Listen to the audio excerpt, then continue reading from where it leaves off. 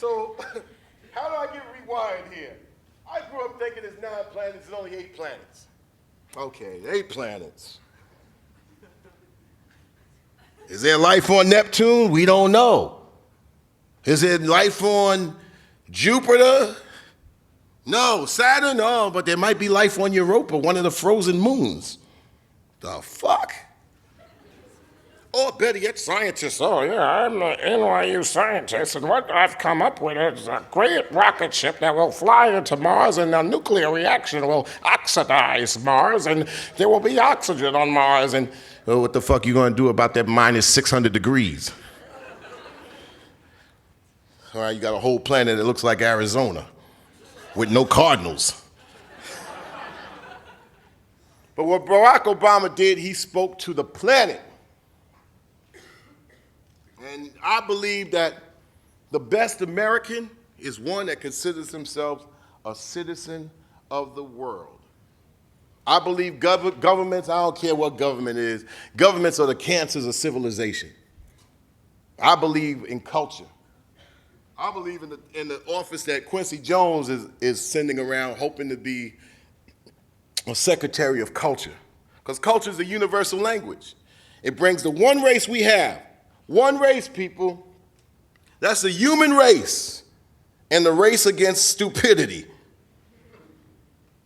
And it brings the one race together for our similarities and knocks all that differences to the side. That's why you got to beware of a government that says it's in charge of culture. They are diametrically opposed, in my humble opinion. Because culture brings people together, government split people apart. Come up with, categories. They segregate over here. You fill out a pamphlet. Okay, ethnicity, you're black. Okay, now I'm black. Let's see, height, size, blood, sperm, gotta fill it all out. Then I could possibly get a passport. Something that only 25 to 28% and maybe rising or dwindling Americans have. If America is a so-called international country, right, then why 73% of the nation has plans to go no goddamn place?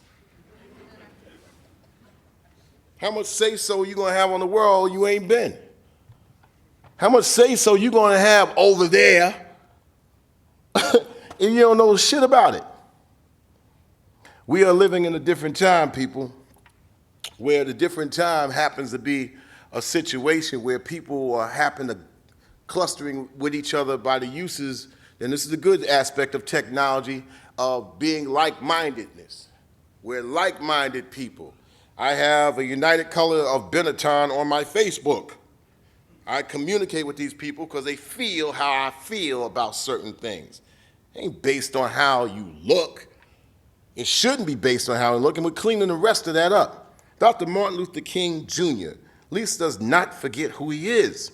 Said he wanted his children to be recognized by what? Their character instead of their characteristics. Who the hell give a damn what you look like? But if you follow media, you follow the entertainment business, everything's about how you look like. That's why you see 9 million people trying to look the same goddamn way. The other day I had to look for a person who had, like back in the day, you used to see the person who was bald at the top and they had hair on the side and nothing at the top. You don't see them heads no more. So much for keeping it real. I mean, people want to just keep, if everybody was natural, you see teeth out of people's heads, you see heads just being what they are, you'll see a whole bunch of natural stuff. So people want to enhance themselves. But you enhance yourself to feel better and keep it moving. Once they start making a topic out of it, it becomes bullshit. Like today, the biggest critics, if you look at television that don't mean shit, they talk about how Michelle Obama's choice of clothes happened to not make the critics, whatever the critics think they're listing of how first ladies should dress. That's just a whole lot of crap. The time must end for all childish bullshit. And he couldn't say that. Let's talk about the inauguration. Bruce Springsteen was there, right? How long Bruce Springsteen been recording? Anybody? 1973, he signs a contract a little bit after Billy Joel, who's also from Long Island, Hicksville. I know y'all like, who gives a fuck? Bruce Springsteen signs with Columbia Records at the time, CBS, and he has 2 or 3 albums in the beginning, and they still stick with Bruce. Bruce has been still recording, doing his thing. Is Bruce Springsteen relevant? Yes, he is. U2 relevant? Yes. Are they measured by how many records they sell? Hell no. How about the Rolling Stones? Anybody think the Rolling Stones are relevant? You could not go to the Rolling Stone, but when they come to town, they are presenting an event. And if your ass ain't there, you just, fuck it, so. When they measure rap music and hip hop, it's always measured on something else that ain't got nothing to do with something. How much money Jay-Z got? So Jay-Z got to be the savior to answer questions that he ain't equipped to answer. So Jay-Z, what do you think was going on in Israel, Palestine? He's like, Gaza Strip, Gaza Strip. Then he gives an answer like, well, I'm married now, so I can't get in no beefs. So you didn't ask Immortal Technique, did you? No, who? You didn't ask KRS-One, who? We got to ask the nigga who got the most money. Because that's what makes our meter tick. He found a way to talk about how he came up from crack. And we're going to keep putting that in the press release. Yes, the former crack dealer. And back in the day, the original guys in rap music and hip hop, they did drugs. They might have did some jail time.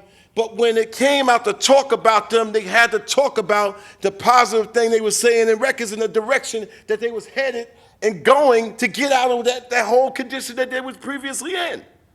Whenever they talk about Jay-Z, they talk about, former crack dealer. And then the companies keep the guy saying, yeah, you got to keep slinging bricks, son, in your rhymes and stay to date. So they talk about slinging bricks over here, and the metaphors might be like this and that, but the metaphors even go quick and quicker for somebody who ain't astute, and the crowd gets less astute, and especially if they're younger, and the only thing they can get out of it is that dude sold drugs, so I could sell drugs, and I could come up and clean my shit up later, and I'm all good.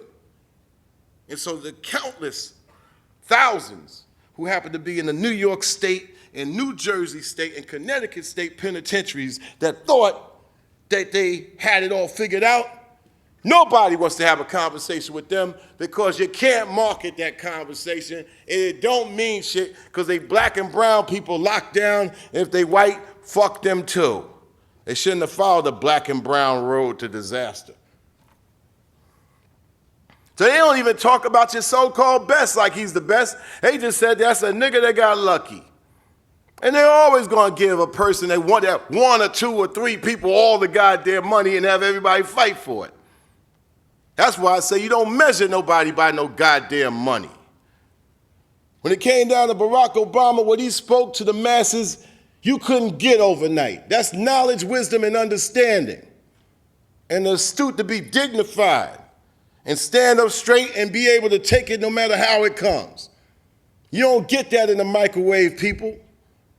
And it's something that rappers set precedent before the president happened to let it drop on everybody. You don't think that Barack Obama was influenced by Malcolm X and Minister Farrakhan in the 1995 Million Man March?